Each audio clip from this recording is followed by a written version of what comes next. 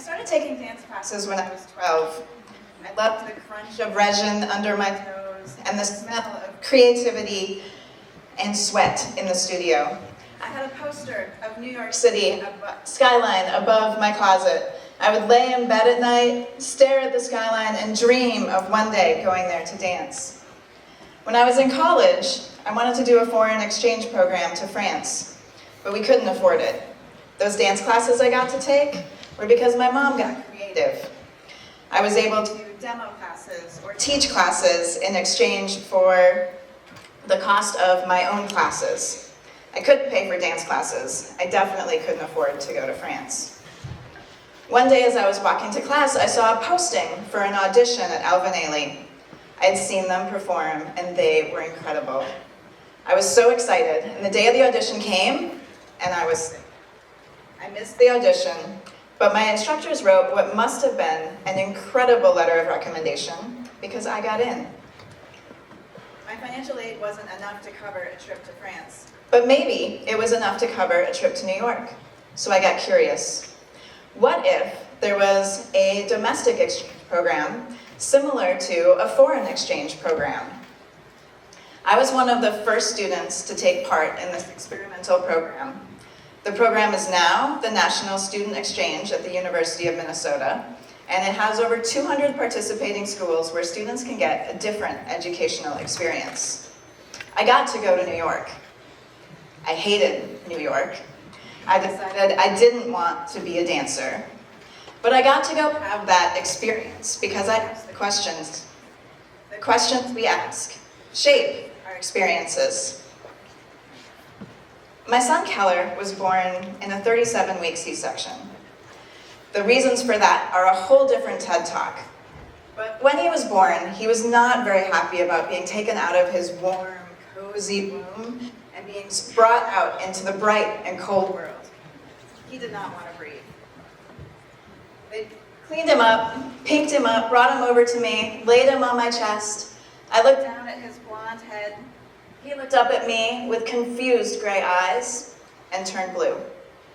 The nurses took him, wrapped him down, pinked him up, brought him back to me, laid him on my chest, and he turned blue. They took him to the Well Baby Nursery, and when I was ready, they brought me out to see him. His stats were low, his oxygen saturation was low, he was still struggling to breathe. But when I got there, he snuggled into my chest. His oxygen saturation rose, and he showed signs of being okay without further intervention. The clear thing to do would be to let me stay with him, let us bond, and let him breathe. But I couldn't stay in the nursery without a nurse, and he couldn't leave the NICU without his stats being stabilized on his own. They took him to the NICU, where he went on a BPAP to support his breathing, and they took me to recovery. The questions we asked during that period of time about why I couldn't stay with my newborn baby changed the policies at the hospital.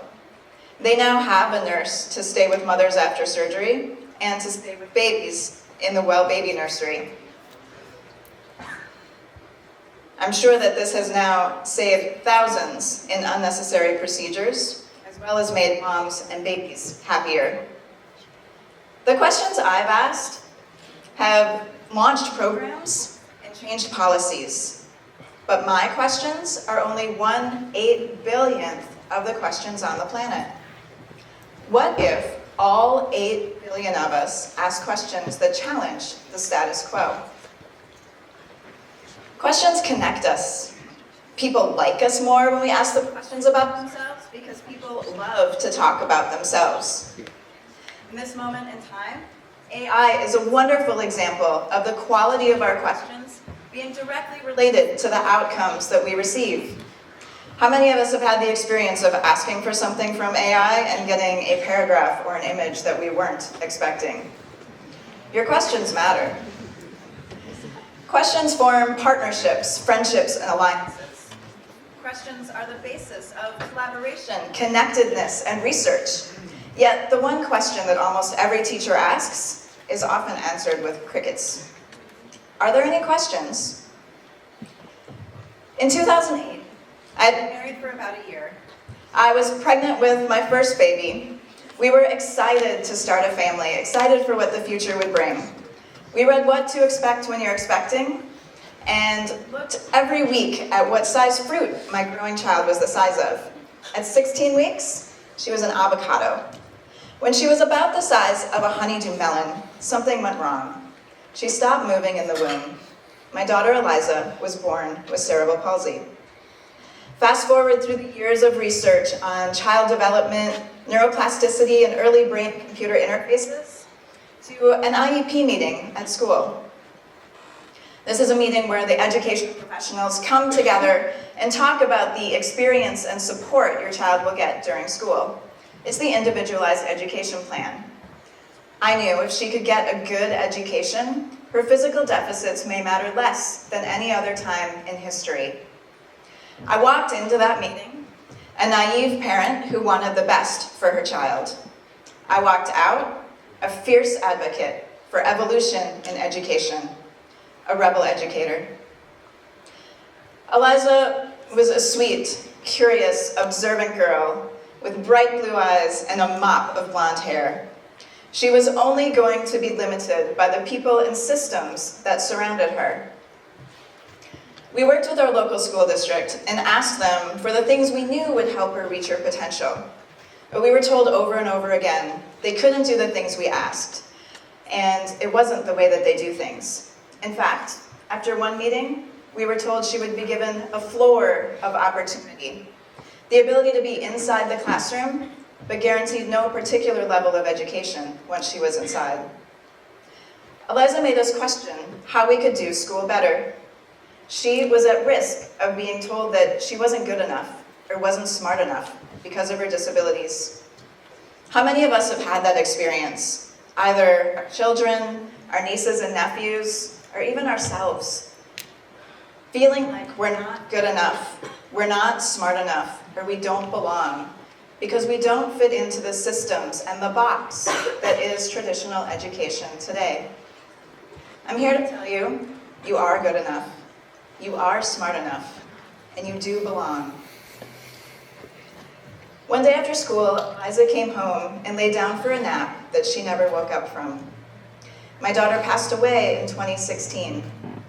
Her death really made us question everything we have learned. We realized we had learned too much to not try and make a difference. Up Academy opened 2 years later. Since then, asking how we can do education different has touched the lives of hundreds of students in our school. But we're not the only ones asking this question. Since the pandemic, it's estimated that over 2 million students have left traditional education systems. This is about the same number of students that are currently in religious schools and about the same number of inmates in the US prison system. They're all looking for something that a senior in high school recently stated: never settle for what school has been. I've shown hundreds of people our school, and the question I get asked most frequently is this: why did you start a school? It was because a little girl made me question what could be better. Eliza taught us to be strong, to be kind, and to always do our best. Our best is different every day, and each one of us has a different best. Many of us are afraid to find out what our best really is. If you don't ask, you'll never know. Everything you've ever wanted is on the other side of fear. Reach for the stars if you miss. Reach for the moon if you miss. You'll land among the stars. You miss 100% of the shots you never take. There are many quotes and idioms about overcoming fear, asking questions. It's because it matters. It's because it's important, and because it's true. A question is nothing to be afraid of. You know, deep in your soul, the question you need to ask.